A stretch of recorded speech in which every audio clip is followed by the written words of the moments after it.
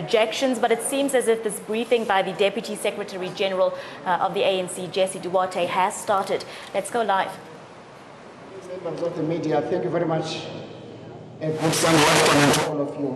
This is not a scheduled media briefing, but like we said, time to time we will call you because you are around here so that we update you. So we will treat it as such. Just remember, it's not a scheduled media briefing, we will treat it as such just to update you.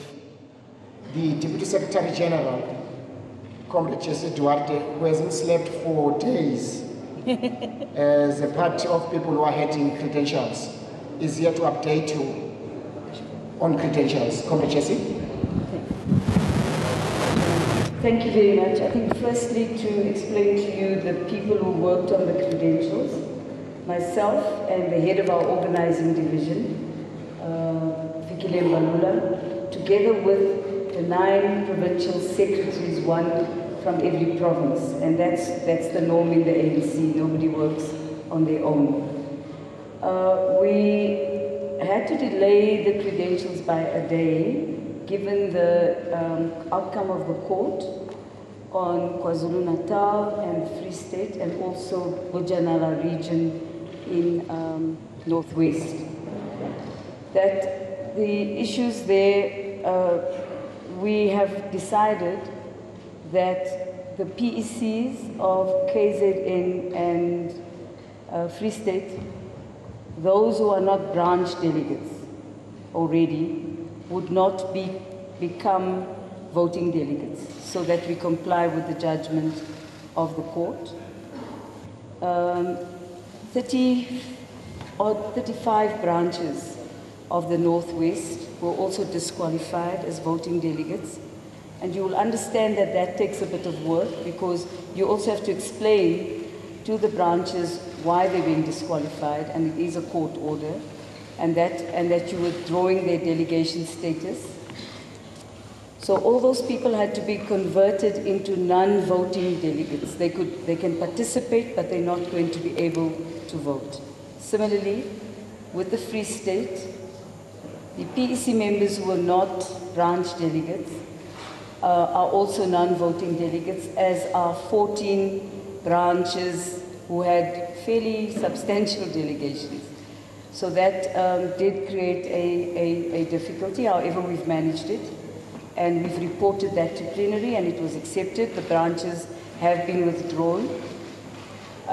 We've also withdrawn categories of delegations across the board of people who did not pass what we call a verification process, which is a process of ensuring that indeed there was a BGM, a branch general meeting that sat, and that indeed had elected a delegation, and few people from that category had also been disqualified. There was also a find that it was mainly Eastern Cape and also Western Cape, small numbers of people who had been left out by mistake. 2 people, two branches. They were disqualified by the verification process.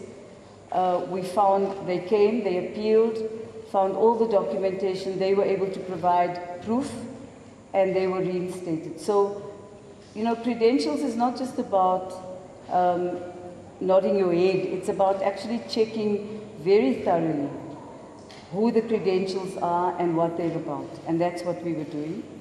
There was no inflation whatsoever of the numbers. I really, honestly, sorry, have to say that I've been reading all of this every day, and I've been wondering where this is coming from. However, let me pass that. No. In fact, instead of having the component of voting delegates, which would have been over 5,000, if you took branch delegates, included your PECs, your leagues, you would have been over 5,000. We now stand at approximately 4,700. So it's lower than the number that should have been there to vote. I don't know what else, Comrade Zizi, that's what verification is about. The point that I do want to make to you is that it's not unusual to delay credentials.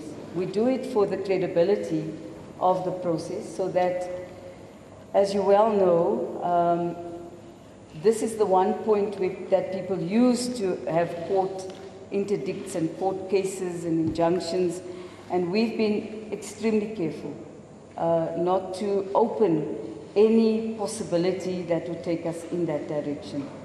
So, number one, stay true to the branch mandated delegate, and that's what we wanted to prove, and we have, to 90% of the case.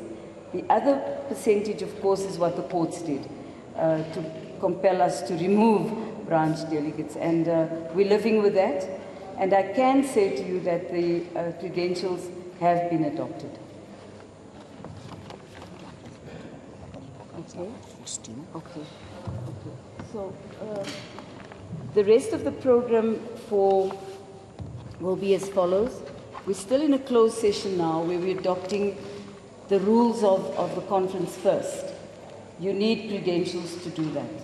The second issue is there are proposals for changes to the ANC's constitution, and we need credentials for that. So those are the two matters that are currently being debated and discussed. Thereafter, we will open at some point for an open session where nominations for the top 6 positions will be put forward. If there are changes, for instance, if there is an acceptance of an expanded top 6, then those would be added in. And beyond that, our Independent Election Commission will go and develop a ballot paper, and we hope to start voting at some point later this afternoon, hopefully, and have those results as it now stands, possibly by tomorrow morning. We don't rush results. We'd like them to do a thorough and proper job. To get our voters to the voting station, we've approximated about 200 people per round. And that means for 4,700 people, it could take a long time. And that's what we have to do. So the program will go that way, and then followed by the organizational report of the Secretary General.